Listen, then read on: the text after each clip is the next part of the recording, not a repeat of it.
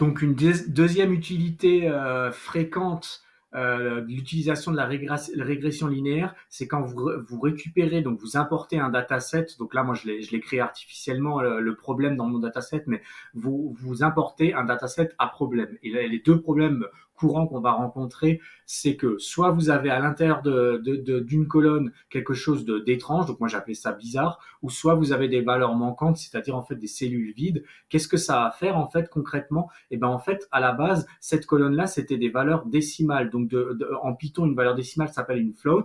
Donc comme il y avait que des valeurs décimales à l'intérieur de cette colonne, il m'a dit que cette colonne était de type float, donc parfait. Et il m'avait dit aussi que celle-là était de type float.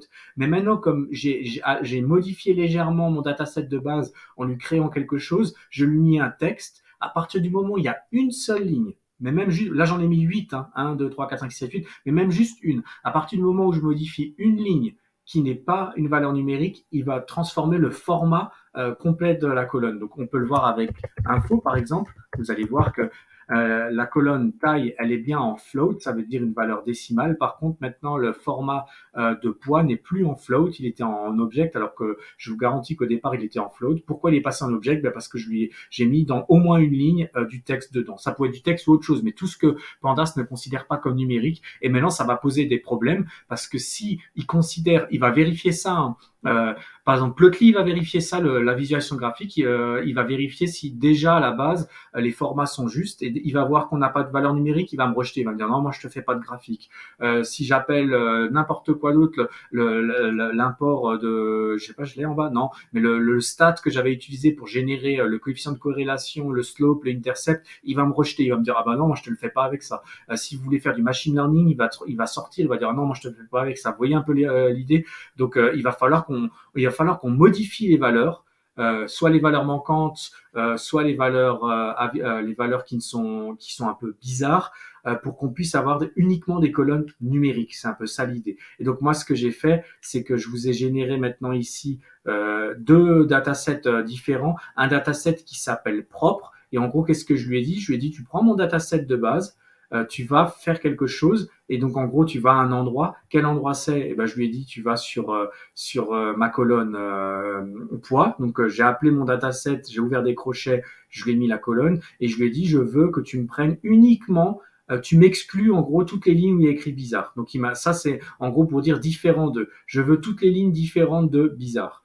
On peut exécuter ça. Et donc maintenant, j'ai un dataset qui s'appelle propre. Il est issu de mon dataset de base, mais on voit bien que maintenant, il y a plus de 25 000 lignes. Il y en a 8 en moins. Et ben, c'est les 8 où il y avait écrit bizarre. Et j'ai créé un dataset qui s'appelle bizarre. Et cette fois-ci, je lui ai demandé l'inverse. Donc, j'ai appelé mon dataset de base. Je lui ai dit, va à un endroit. L'endroit, c'est sur ma colonne poids, la même colonne, mais cette fois-ci, je vais lui dire, tu me prends tout ce qui est bizarre. Et donc, j'exécute et il me sort les 8 colonnes bizarres. Et donc maintenant, ce qu'on peut faire, c'est qu'on peut travailler sur propre.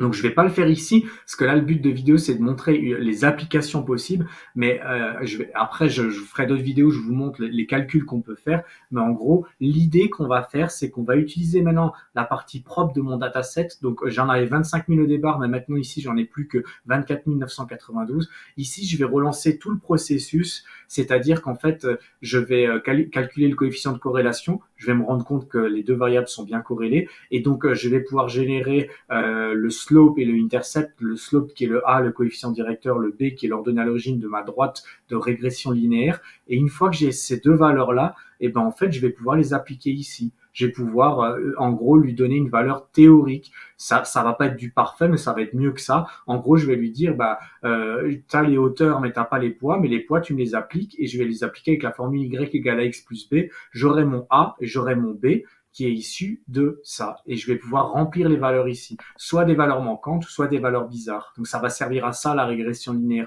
C'est pour revenir après sur un dataset propre avec que des valeurs numériques. Et les valeurs numériques ici, je vais pas les mettre au hasard. Je vais les mettre à la valeur théorique la plus propre possible. Et la valeur théorique la plus propre possible, elle est issue de la régression linéaire. Voilà un peu l'idée. Si vous n'avez pas compris comment le remplacement va se faire, c'est des vidéos qui vont suivre, mais l'idée générale, c'est surtout de comprendre l'application. L'application, c'est utiliser la régression linéaire pour aller remplir des cellules soit manquantes, soit avec des valeurs aberrantes.